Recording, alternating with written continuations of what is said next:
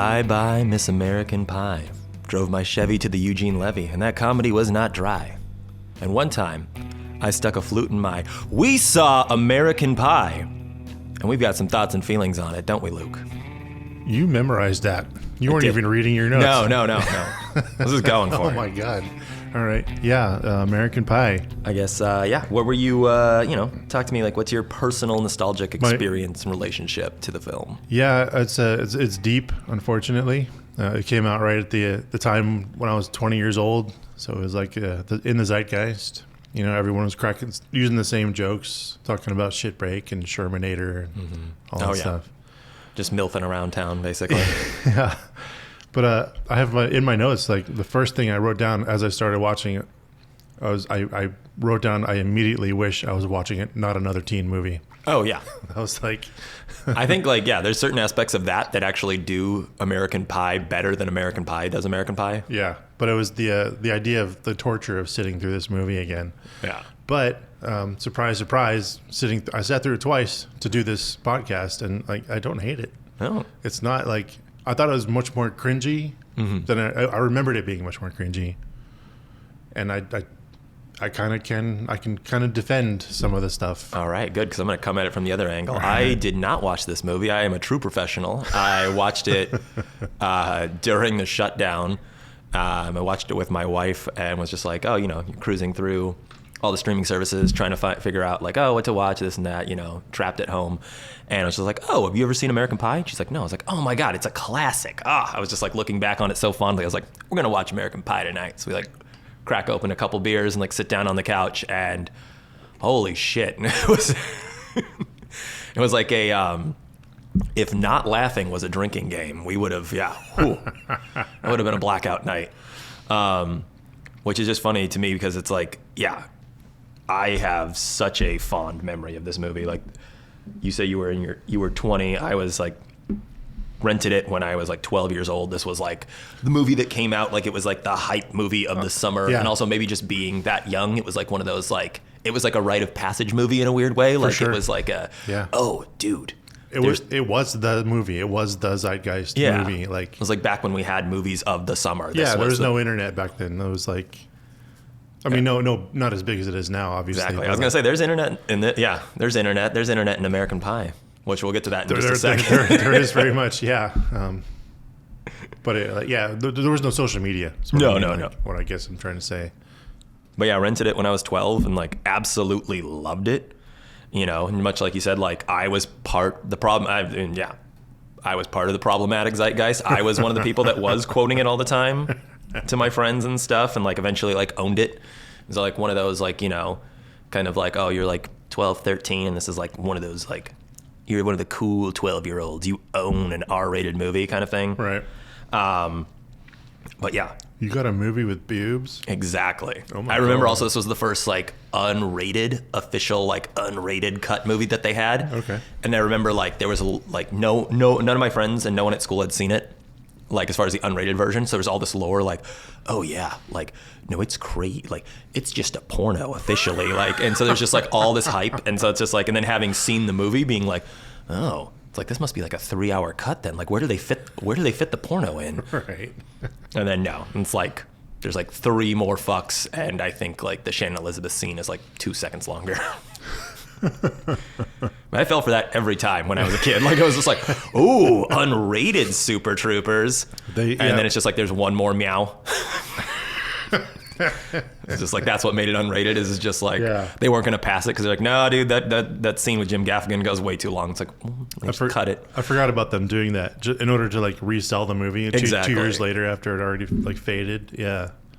But yeah, also this was also as far as the music of this movie, this was also definitely this is part of the time. The only thing you heard exactly in 2001, 2000, the only. When did this come out? 99. 99. But yeah. This was also back in the day of for years, things just lasting, and things just be a movie came out in 99, but it's going to play in theaters till mid 2000. Yeah. It's going to get released on VHS in May of 2000. So just movies had a legacy back then. I didn't even watch TV. I was on a boat out at sea. for those years. I didn't even watch TV, and I still saw nothing but commercials for this coming out on DVD and like VHS. No, this was like a huge hit for this was pushed Universal. This so was hard. pushed.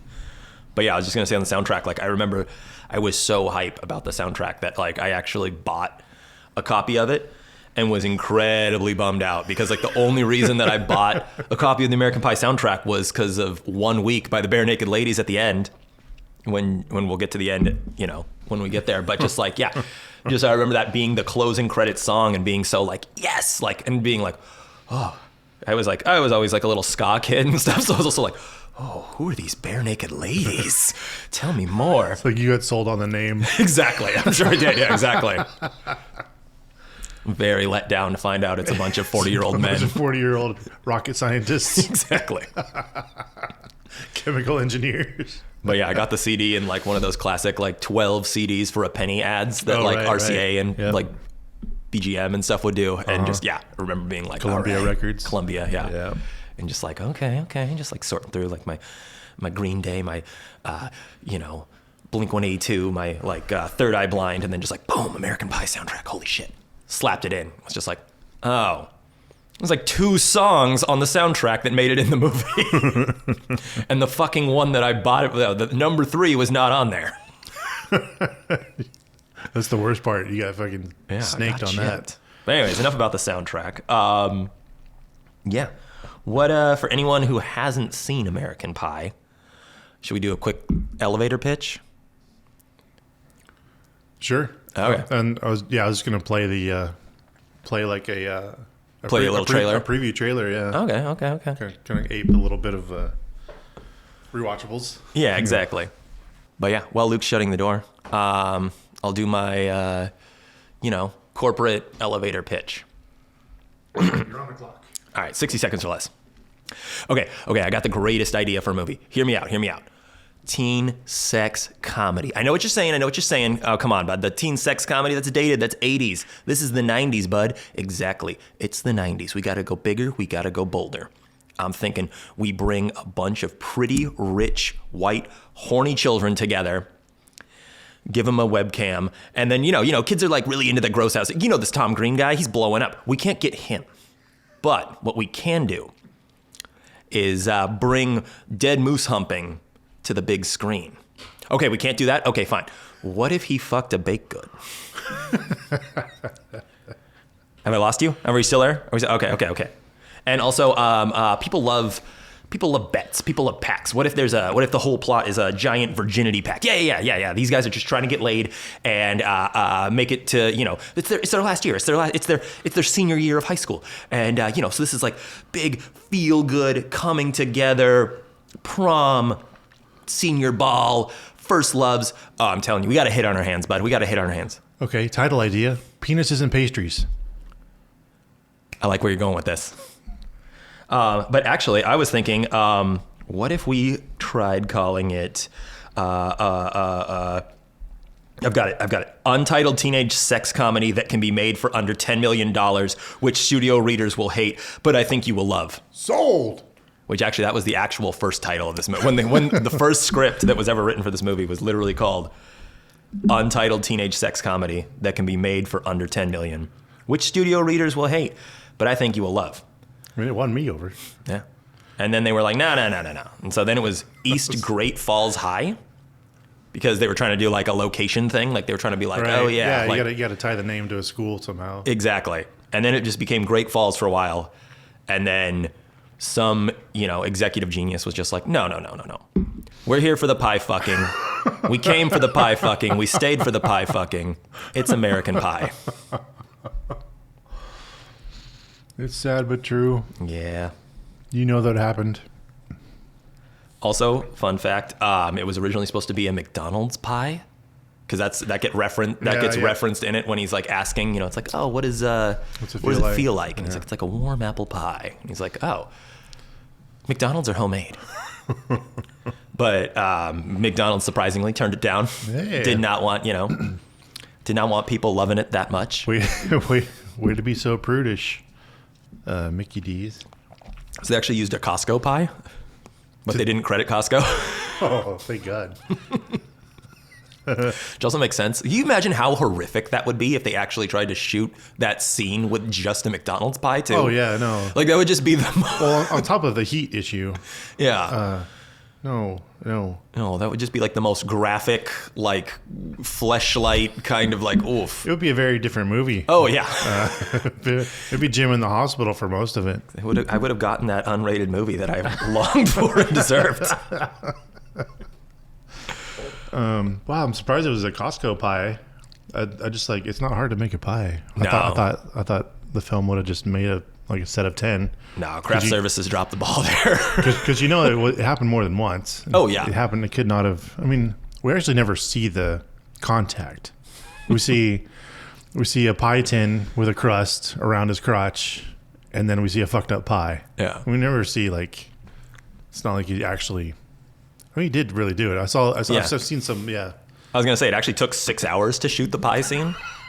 And that's like all like because this is also like shot on film too, so it's also like angle changes and there's prop replacements. There's pounds and pounds of film stock of a guy humping a pie. Thousands and thousands of burned footage.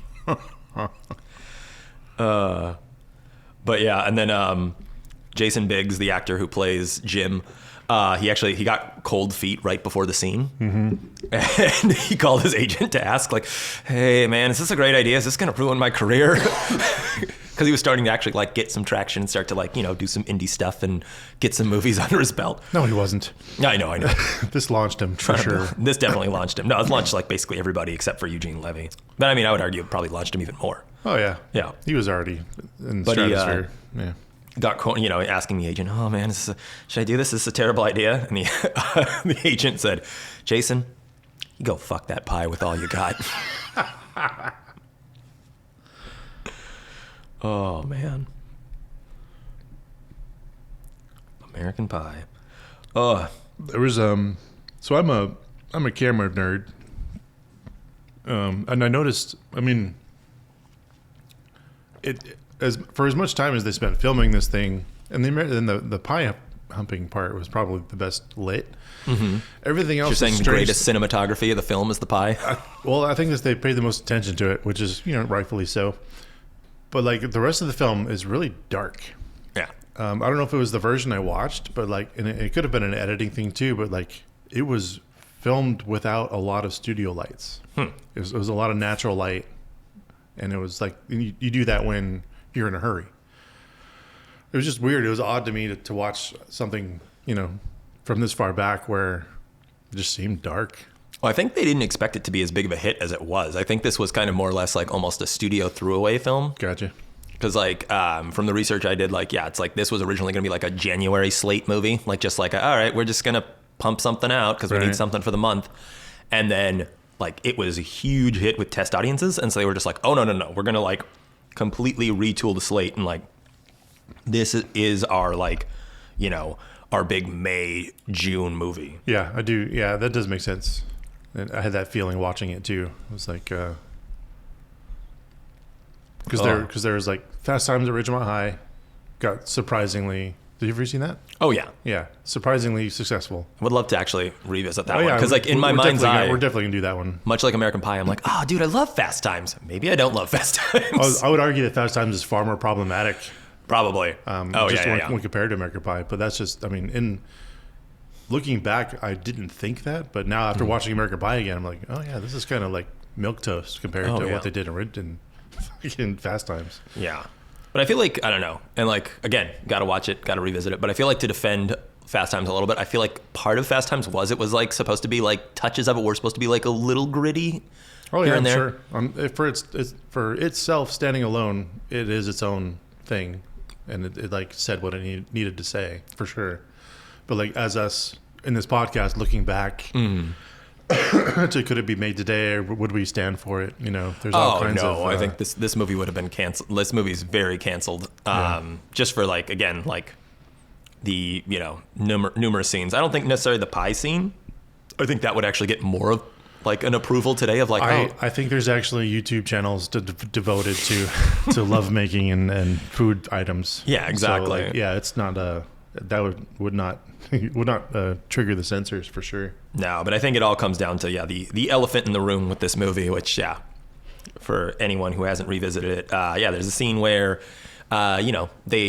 the boys, they've got their virginity pact, and they're all setting out to lose it, and Jim is pursuing Nadia, the Czechoslovakian foreign exchange student, and actually gets like a pseudo date, more or less, like not necessarily, I wouldn't call it a date, it's more like a study session. And so like every non-sociopath, he's like, oh, I'm gonna invite her over to my room and film it so my friends can watch. And so Jim kind of single-handedly invents revenge porn. Which, not great.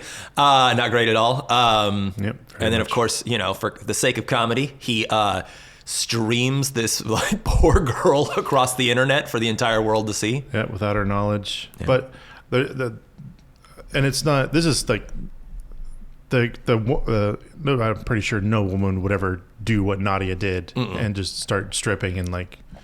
Yeah. Stuff like, so the filmmakers, in order to make this less cringy, made her into it. Exactly. It's like, so no. But then it's also like, I would argue, rape culture as a whole kind of stuff in this movie, like that definitely contributes to a lot of problematic thoughts and stuff. I mean, as like watching this as a 12-year-old, I was like, like are chicks into it? Like, yeah, I never nobody. Yeah, exactly. Very I was like, oh, is this a thing? Say. Like, I mean, I understand people have voyeur kinks and stuff like that, but I was just like, as a youth, I was like, oh yeah, absolutely. This is like, I like was never totally normal. Yeah, I was never a peeping Tom, but it like made me kind of be like, them peeping Toms, they ain't so bad. Yeah, it definitely. It's unfortunate that it was. This film was instructional for an entire generation of. Oh yeah. Not just boys and even men, but like women too. Like I'm sure some women were. I don't know. I don't want to say tricked, but like misled probably into thinking that these things are acceptable and normal, and I don't know. Exactly. No, this like, this movie taught me about a lot of things. Most of them not good, but I did learn about things because I was only, I was a young boy. I learned about premature ejaculation from this movie because, well, we're still on the subject of that scene. I completely forgot about all that. Like, stuff. I just remember like the first time watching that, like when I was 12 or so, just being like, what happened? Like, I was so confused. Right. I was like, what happened? And then when it happened again, I was like, oh, and like, wait, what happened twice? Someone please, like,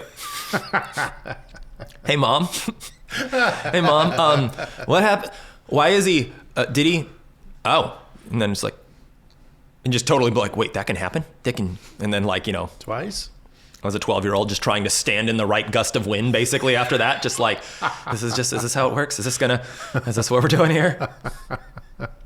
Also, yeah, definitely has that. But it does have like some good things that it taught me. Like it did like, as a 12-year-old, as a child with no sexual experience, it did at least like plant the idea of like, oh, like women can get pleasure from sex, and like we should be trying to. I have that written at the top of my list. Thank God for Natasha Lyonne. Man. Exactly. For her character in this to like ground it in some way. Oh yeah, no. It's like that's the one thing that this movie does that it's bad, but it's not Porky's bad. Like it's like there is at least like some female perspective in this movie, as skewed as it might be. But yeah, Natasha Lyonne kills it. She's honestly probably I don't know. I think it's a 3-way tie for who won the movie personally of like favorite characters. Yeah.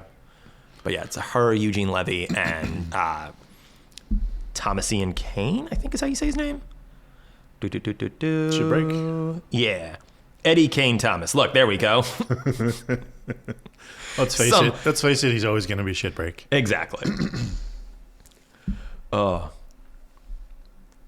yeah, also, speaking of Shitbreak, Shitbreak is the only, I don't know, as far as like redeemable characters in this movie of the like Virginity Pact, he's like the only redeemable, sensible guy in the whole I disagree. Manosphere. Oh, yeah? Yeah. Oh. But go ahead with what you're going to say. Okay. I was just going to say that, like, I remember, like, as a kid, like, it being played for laughs that he's like, oh, so, he's so bourgeoisie, and, like, it's just like, oh, I can't believe this guy's drinking coffee in high school. What a tool. Yeah. But it's like, no, it's just like he's the I think if I was going to remake this movie today, I would just like make everybody slightly less shitty. Yeah. And make Shitbreak the main character, but give him all of Jim's comedic business. Mm-hmm. Like have him be more of that kind of almost like braggart warrior sort of character of just like he thinks he's cool, and he's like, you know, it's like, okay, he's read Nietzsche and like he drinks cappuccinos, right. But also just like he doesn't know shit about the world. And then yeah, like I would just kind of like combine Oz and Kevin, and not to get off topic, but like those two. Like Oz is, I don't know, Oz is a putz, but Kevin I can't. He's the worst character in this whole fucking movie. Like I hate Kevin personally. Like he's the guy who, like, you know, he's the one who comes up with the virginity pact, which is just weird and pathetic because he's the only one with a steady girlfriend too. Yeah. So it's just kind of like a weird, it's almost like he's got the like kind of incel thing going. Like basically like if this movie was remade today, he would be the guy who starts the subreddit who's like, why don't girls sleep with us? Like I've been putting in the work. I have this girl, like she's just not, you know, fulfilling the quote unquote like role.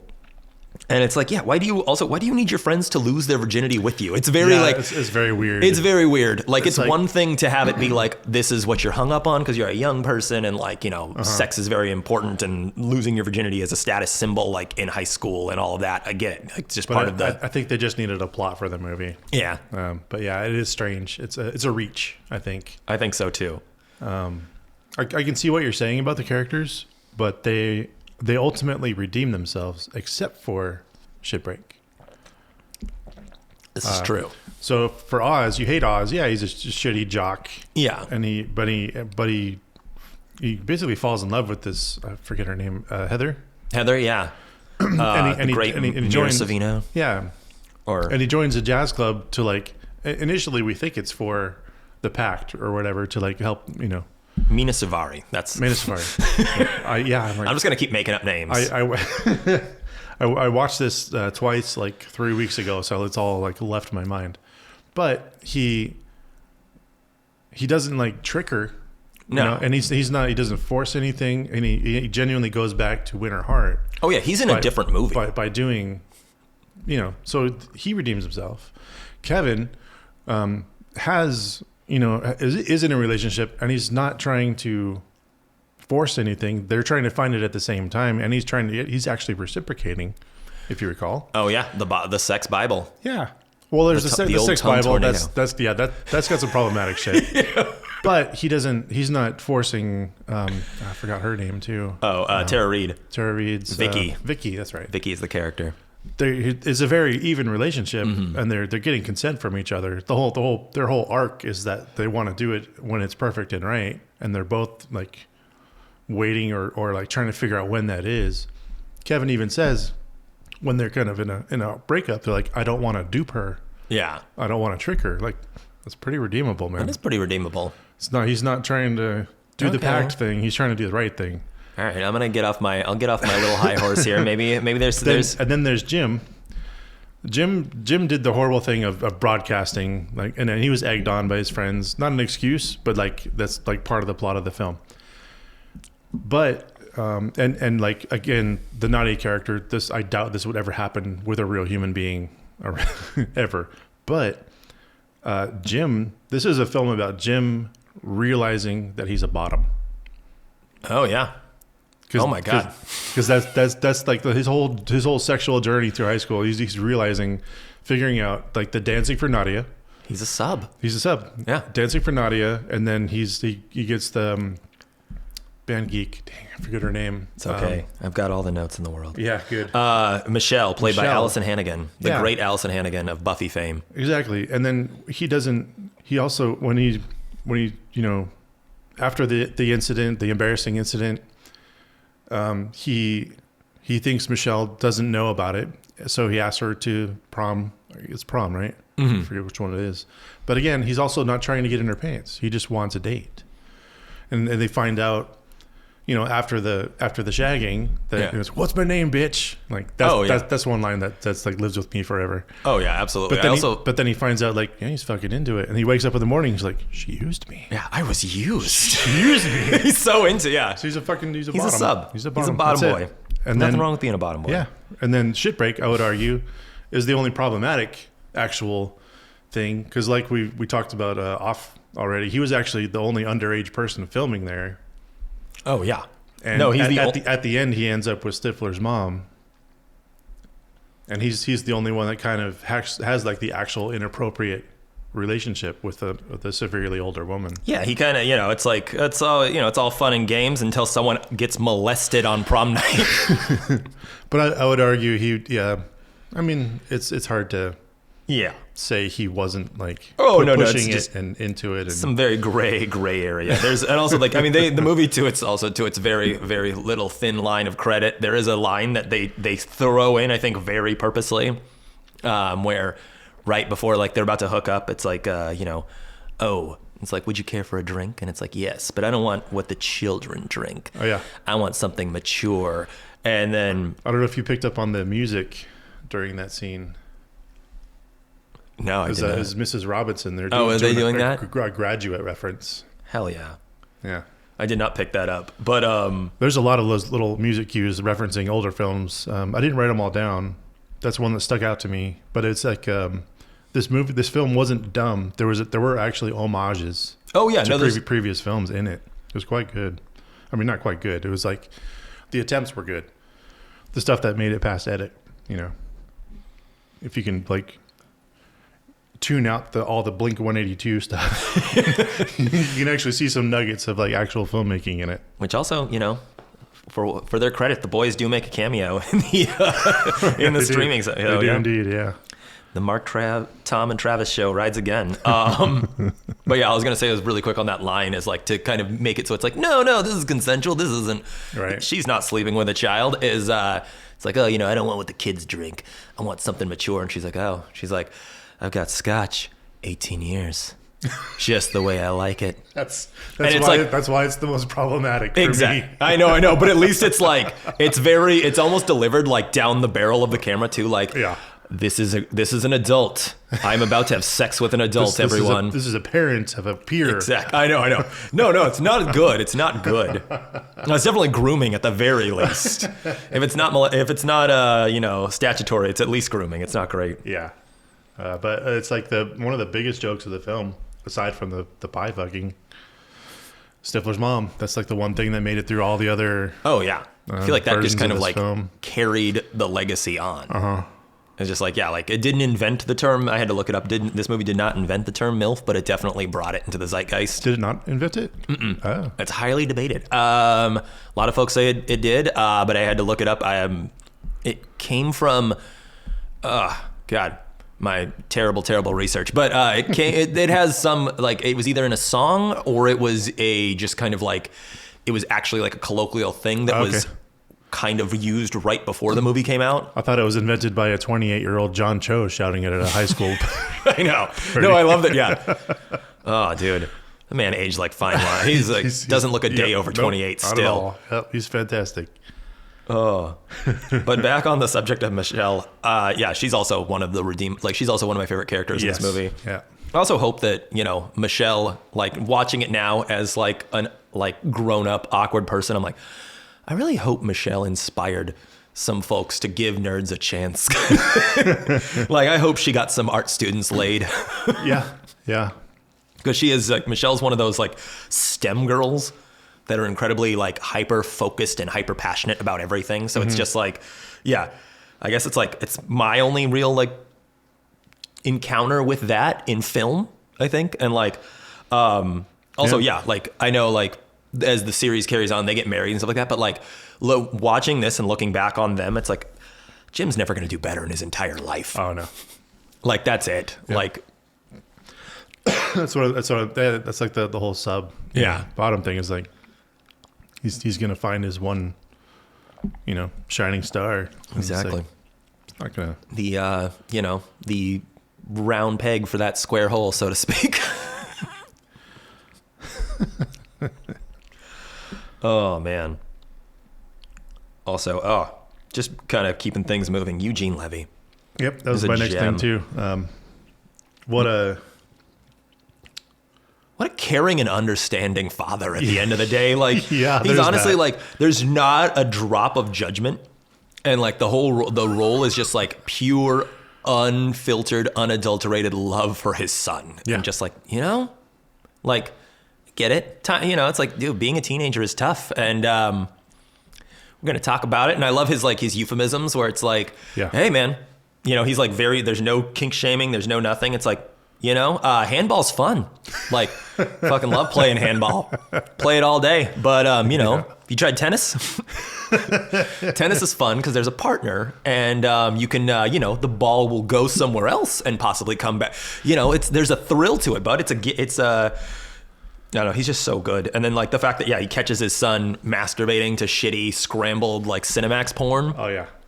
And instead of like freaking out and like ripping the TV out of his room and grounded, he's just like, it's a little stack of magazines. Yep, exactly. Kind of accepts puberty's happening. Exactly. Yeah, it's a really good portrayal of kind of like what you should probably do. Yeah, exactly. I wish I had a figure like that in my life growing up, in all honesty. But yeah, I'm so glad they got Eugene Levy. Yeah, he was like, he's obviously a giant in the comedy world, and like got years and years of it under his belt. Second City and like just doing everything. And you can tell it's kind of, it's not unfortunate, I would say, but you can tell during all of his scenes he's carrying the scene. Oh yeah. No matter like who he's with. He's usually with Jim, but it's like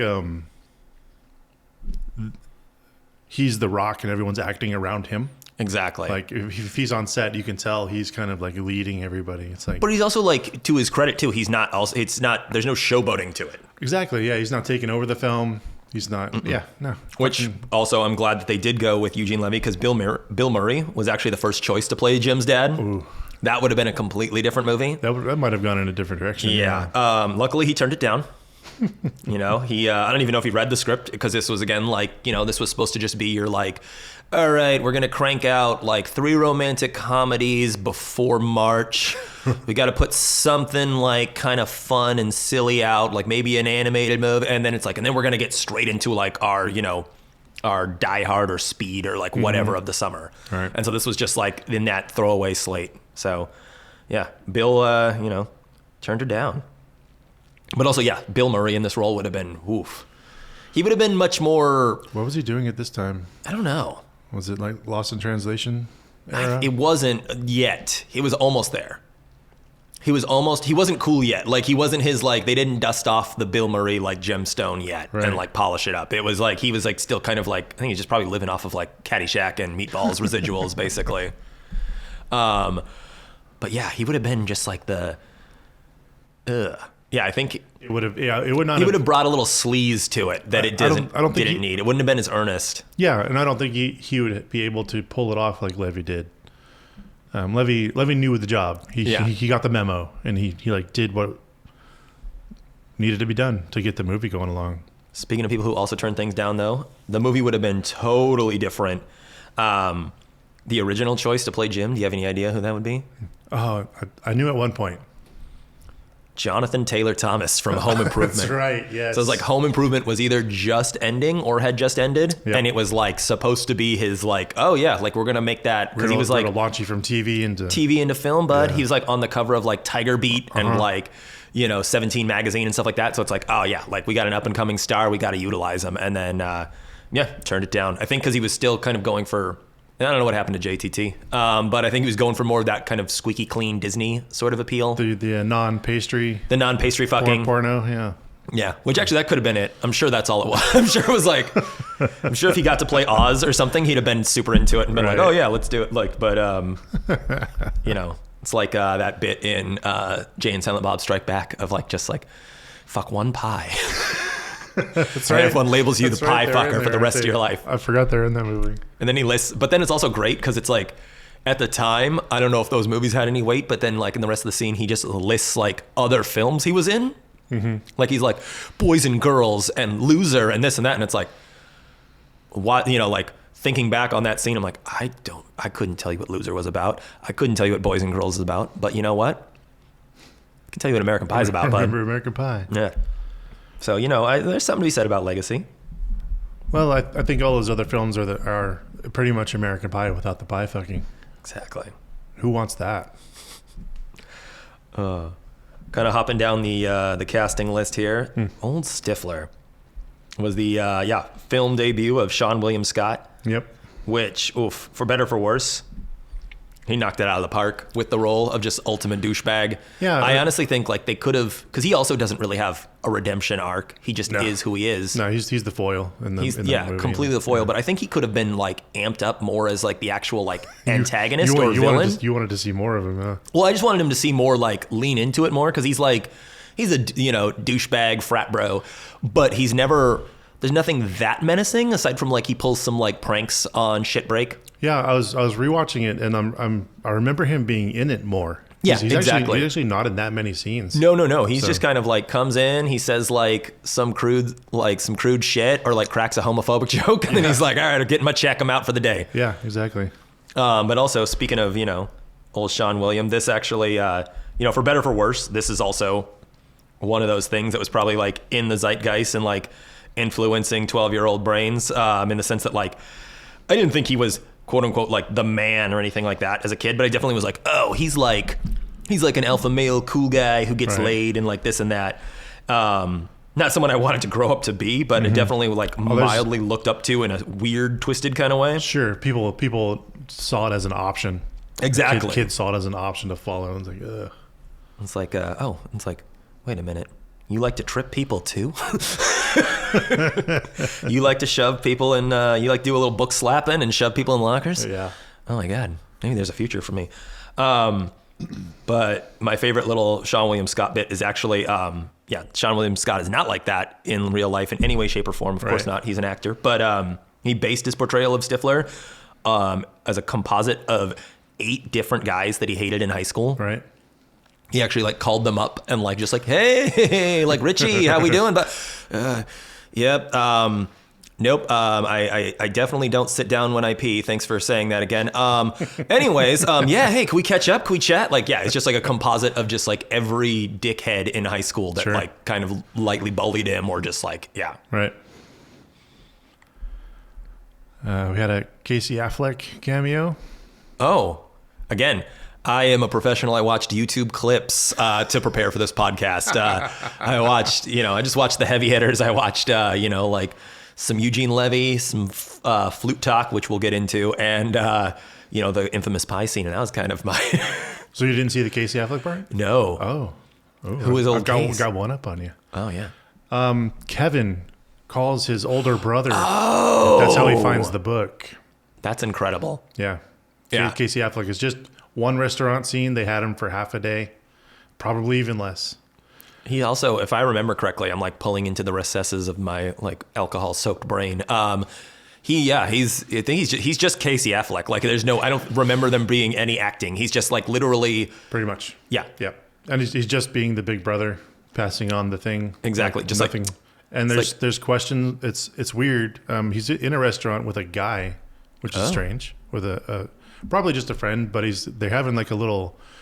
His friend doesn't know what to pick to eat at a sushi restaurant, I believe. He's like, just pick whatever, you'll love it. So I'm like, there's a little hint, maybe not straight. Which would be great because it's like that's I always love that kind of little like plot twist when it's like you have the Lothario like who ends up just being closeted. But it was also weird that he's giving Kevin the directions to find the book for basically the most problematic part of the whole fucking movie. The one page that really gets me, you probably didn't see him flipping through the book. No. There's only a few pages that they show, and the prop master is probably like thankful for not having to make more.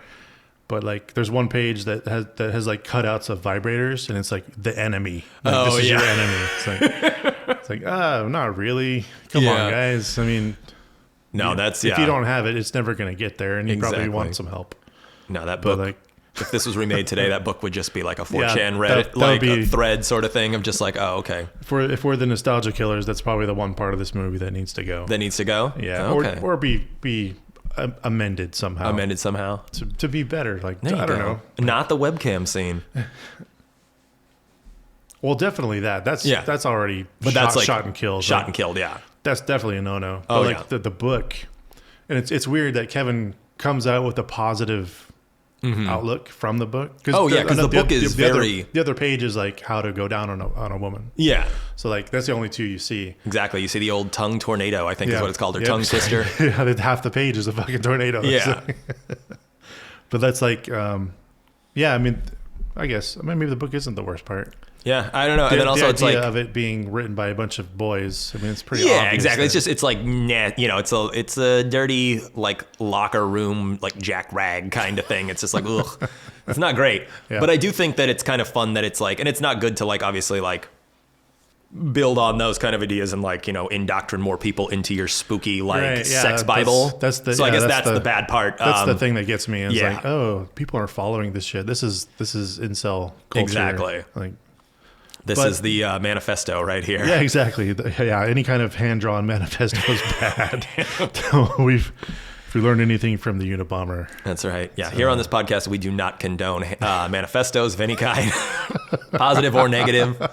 You know, unless they're, conceal, don't feel. You know, just bottle that shit up. We don't. if they're typed and printed nicely, maybe. Double space though. I have what the fuck is lacrosse? Oh, I know. That was also, I was going to say, that was another thing that this movie taught me about, which again, like, Yeah, same aside here. from, I think aside from the pre-ejaculate scene, that was the most confusing thing I'd ever seen in my entire life. Yeah. I was like, there's a team for this? There's just some men running around. What is, like, I remember, like, just because that is such an East Coast thing. Yep. Like, I don't think it's an East Coast. I think it's a Northeast Coast. Northeast Coast, Yeah, okay. I think because I Yeah, 'cause I'm lived saying- on the East Coast. I never fucking saw that. Yeah, then again, you're not gonna run around on the sandy beaches of Florida playing fucking lacrosse. So yeah, it's got to be like, Even Virginia. I lived in. I think it's like Connecticut. It's some very Michigan. waspy shit. It's yeah, just very like, waspy shit. it's like a Massachusetts exclusive. And it's they play it here now. I have friends that who are in leagues and stuff, but yeah, never saw this sport. No. Apparently it derives from an actual Native American Oh, really? sport from the obviously another thing we aped and stole. Yeah. So, but yeah, it's a fucking bizarre sport. Never Like the closest the thing. fact that they made it into a movie. Mm-hmm. Maybe the people who put it in thought everybody knew what it was. Exactly. It's got to be like, you know, I can't even think of like a West Coast equivalent. No, not really. Like, cause yeah, it's like, cause I was gonna be like, it's like, you know, it's like skateboarding. It's like, no, it's like everybody skateboards. Yeah. And like everyone knows what a surfboard is. Everyone Exactly. knows what a, like, you know. Yeah, no, it's just a weird thing. I just wanted to throw that in there. Oh yeah, It's no. like- I was gonna say the closest thing to in my entire life that I've ever seen, even remotely close to lacrosse, is seeing some people LARPing and like playing a version of Quidditch, basically, like in a park once. That's exactly it. That's exactly what it is. It's like seeing fucking aliens Yeah. in the park next to you. Yeah. No, it's like, yeah, it's like I saw like some nerds like playing like, you know, their rendition of Quidditch once, like in Yeah. a local park, and just was like, and they were really good at it, and they were like, you know, Yeah, they turned it running into a around, game, right? Yeah. But it was just like, oh, it's like, I don't know if you guys know this, but you just taught yourselves how to play lacrosse. It was one of those where it was like, oh, because it was just like, We're going to get so many people who are into lacrosse mad at us. Exactly. Sorry. hey, you know, But your sport is weird. sport's very weird. Yeah. Sorry. Maybe that's if JK wasn't canceled, you know, just rebrand it as Quidditch and you'd have like, Yep, pretty much. oh man. How about I have one more thing that really got to me. Everyone's in high school. Mm-hmm. Everyone's very casually drinking. Oh yeah. Like it's fucking nothing. Like casually though. During the webcast, you're like, "Hey, you want a beer?" Yeah, exactly. Well, It's you like, just where'd got you guys beer. You get got these? beers in your room, and you're what the fuck? Yeah, like because there's like so many like teen comedies and sex comedies and stuff where like half of the story arc is like how do we Getting get alcohol, beer? yeah. Like how do we get this keg for the party? How do Never we a get problem in this film. no. Just yeah. No, and So then like bizarre. Shitbreak being the cool, you know, sophisticate, quote unquote, like he's just like drinking from a hip flask and like, yeah, it's like, well, again, I guess they're just like, I don't know, maybe it's just like a rich white Maybe East Coast it's thing. the lacrosse thing. It's the just lacrosse weird. thing where it's like daddy's got the liquor cabinet, I can just siphon, or Yeah. like, you know, it's like, oh yeah, like, Well, they had kegs. They had to order shit. oh yeah.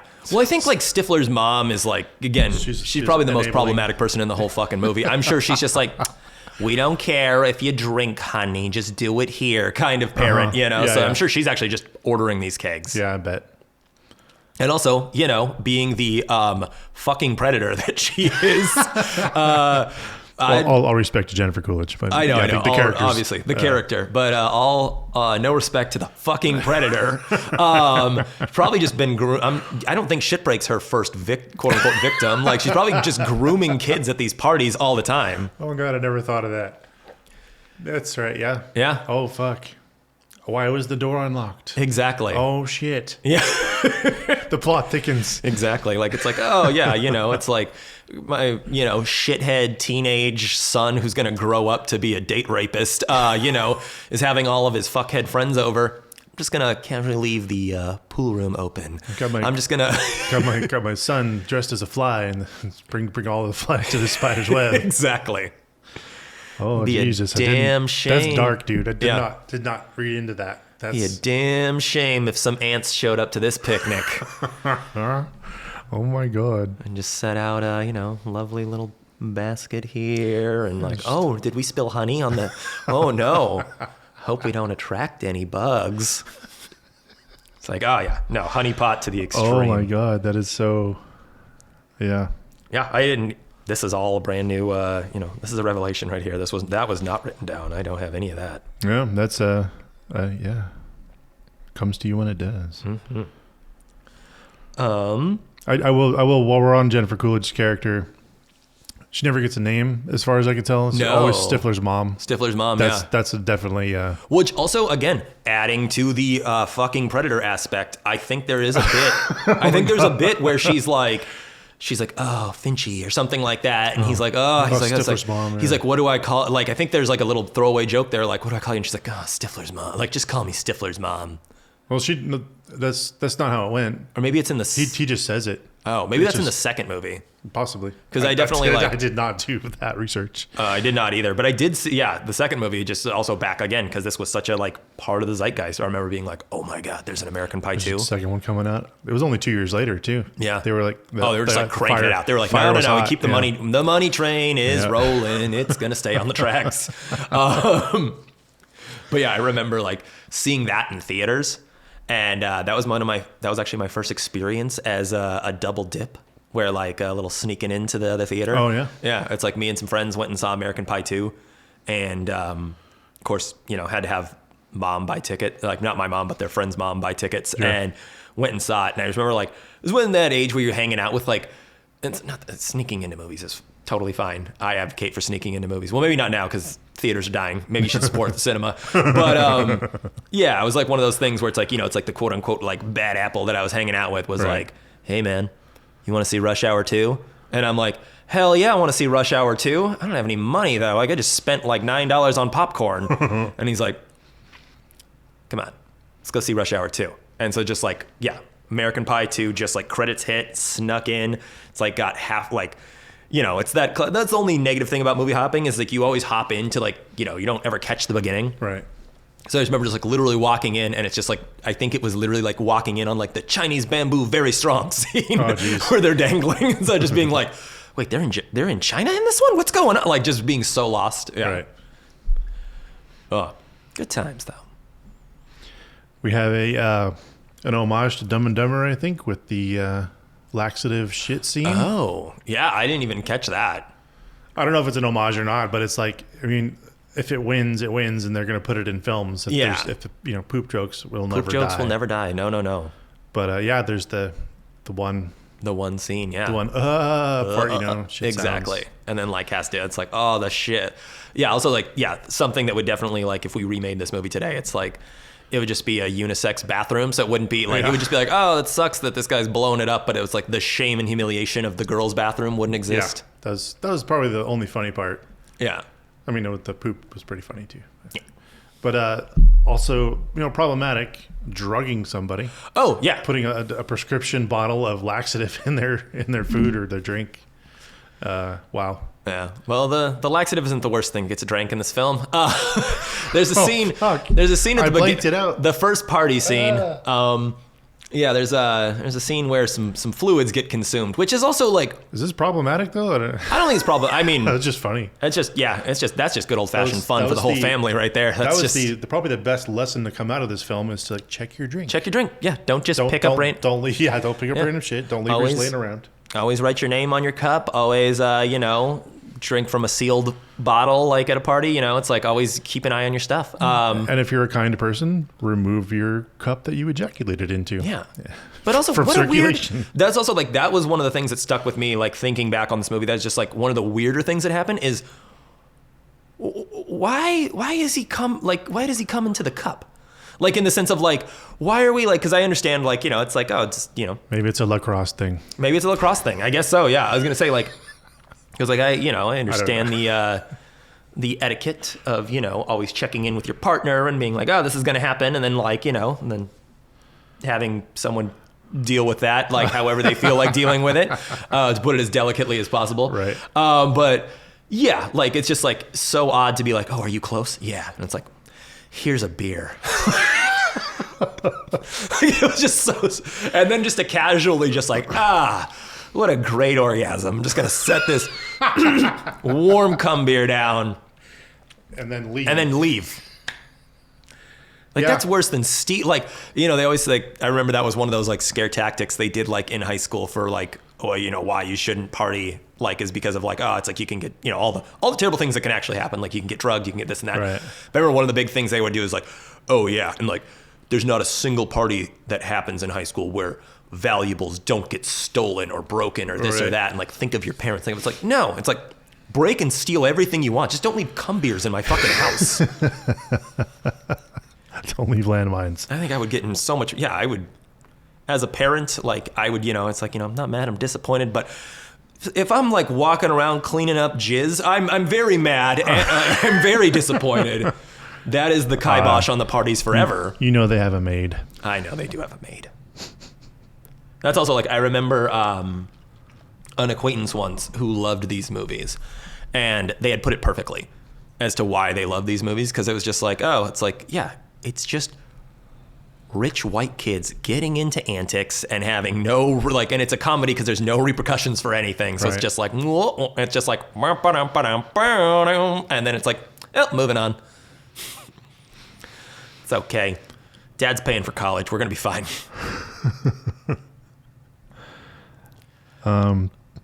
Probably my favorite character is the assistant coach. Oh yeah, you mentioned this. Yeah. Just out of nowhere. Like this guy, I mean, the joke should be in many more films, but there's the assistant coach just saying the one hit word after the actual coach is delivering the rah-rah speech.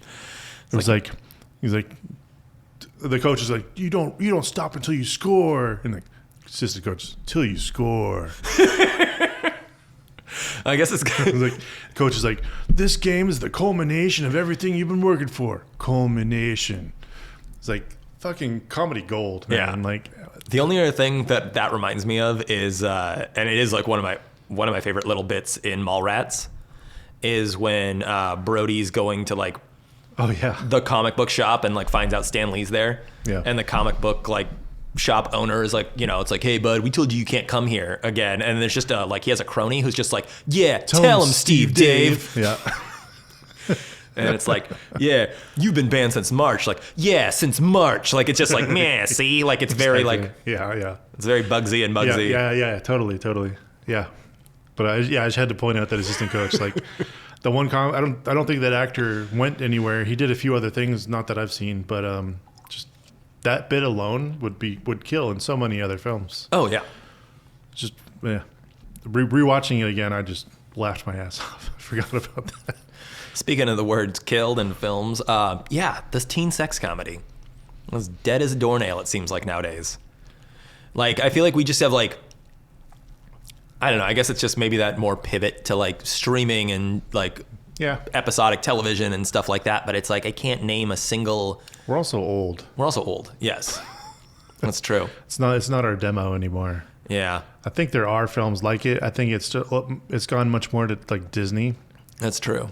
But yeah, I don't think anything as raunchy as this has come out, other than the sequels to it. Yeah. No, and also actually, like, you know, it's like I'm over here putting my foot in my mouth because actually while I was like looking this movie up on IMDb, there was like this movie had, by the way, I didn't do a count, but at least 4 straight-to-video spin-offs after this movie's also a 4-parter as well. There are 4 American Pie like canon films, and then there's like a whole slew of the direct-to-videos. Yep.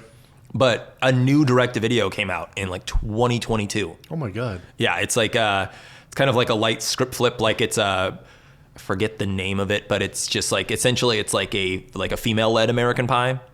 Okay, I think I saw that. Stifler's little brother's still in it, right? Probably, yeah. Yeah. I mean, they got to have like one little nugget in there because I think Eugene Levy is finally pulled out because I know Eugene Levy was He was in all of them. He was hanging on to it, man. He was like in every single squeakquel there was. Like he was in like Girls Rules 2020. Girls Rule. There you go. Yeah. Are we gonna watch it? Do we have to? Is my answer. We'll let the audience decide. Exactly. That's right. Yeah, I don't recognize any of the people in it. No. Maybe it is. Oh, Danny Trejo's in it. Oh, good. I'm sure he's not playing anything racist or problematic. Eh. Good old Danny Trejo. But yeah, maybe. I don't know. No, I'm not gonna watch it. No. Totally not even contemplating it. But I wonder if they've steered. We're talking about we don't see any more of these films anymore. Yeah. Here's one that just came out 3 years ago. Exactly. Here, like I said, putting my foot in my dang mouth. Well, no. Well, maybe. I mean, is it too PC? Is it too? It might be. Yeah. Did the comedy completely leave? Or but it's like could be a newfound comedy because there's like when I think of like things that are like. I would hope that it does. I would hope that like the shit jokes and like stuff we could evolve to write better comedy and better stories. Exactly. But did you ever see Booksmart? Yeah, I loved it. Okay, yeah. I was going to say that's kind of like my thought of like as a like it's like the Superbads and like Booksmarts and and then obviously Superbad and Sex Drive are both like dated now, but like I feel like those are like the spiritual successors of like very much, yeah. Kind of tweaking the formula and just being like, okay, this works and this works and this is funny, but what if we just took out all this little like we're just going to snip out all these rape jokes, we're going to snip out we're just going to trim the ugly fat here, like knock off the gristle and like, yeah. I guess they're still around. They are still around. I don't know. I would be into a teen sex comedy renaissance in all honesty. And then also maybe like as, you know, a person in their 30s, maybe I shouldn't, maybe not a teen, like just want to also reiterate, doesn't have to be teen sex. Doesn't have to be, no, it can be full on consensual, 18-year age keep Scotch digging sex. That hole, man. Keep exactly. digging that hole deeper. Well, no, I know what you mean though. Like it would be funny to see because it's a genre in itself. Oh, it's a genre. Yeah, it's a class. And there's just like, those are just like tropes built into American society of just, the pressures of losing your virginity and just like the high school experience as a whole. And, everyone just like, everyone's here for a sexy good time. Yeah.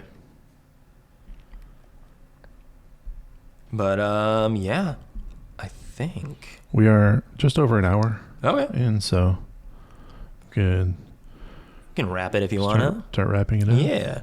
So yeah, I think we said kind of like, could it be remade today? I think absolutely. I think it's like, due time for an American Pie remake. And I mean, apparently they basically did. Stop saying it. They keep doing it. I know.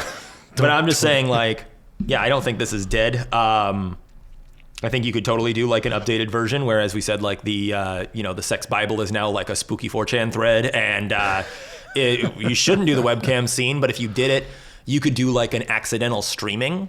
Right. Like it could be a consensual 2 characters fooling around and then it's like someone accidentally starts a live video like with their phone or whatnot. Yeah.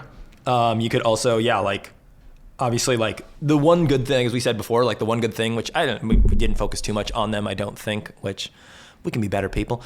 The good thing about this movie is they do bring women and women's sexuality into the fold a bit more in this movie. Right. And I think like if you were going to remake it, you could just go for more of almost like a like that episode of Seinfeld, The Pact. I don't know. No. Okay, so basically, just a quick recap if anyone's not a Seinfeld fan like I am. Basically, Jerry Elaine, Kramer, George, they all get into this pact, basically to see who can go the longest without masturbating or having sex. I do remember that one, actually. Yep. And like the fun of that one is that it's like, oh, it's like they have Elaine placed in it, and like you've got the whole trope of like, well, you're a woman, like obviously, right? Da da da da. Yep. And then she's like the first person to lose, basically. Yeah, it's just like, so you could definitely do something like that. And they're like, if you were to remake it, you know, with this cast, you could have, instead of Natasha Lyonne's character being this like kind of smarmy side piece and like side actor, you could just bring her into the fold, have her become like one of the actual boys, quote unquote, that just like are there and is like, oh yeah, like I'm just trying to have a good time and get laid too, my guy. And then like have her strike out and just have it show that side of the thing of like, yeah, dude, being a teenager's hard, you know, finding love and sex is hard sometimes. So like everybody goes through it. But yeah, I guess it's if you want to kind of nip this thing in the bud, or you know, pull this pie out of the oven, however you want to put it. Oh, please don't. I was putting the pie back in. We have our list of awards and stuff, but I didn't quite go through those. That's all good. Unless you want to go through yours.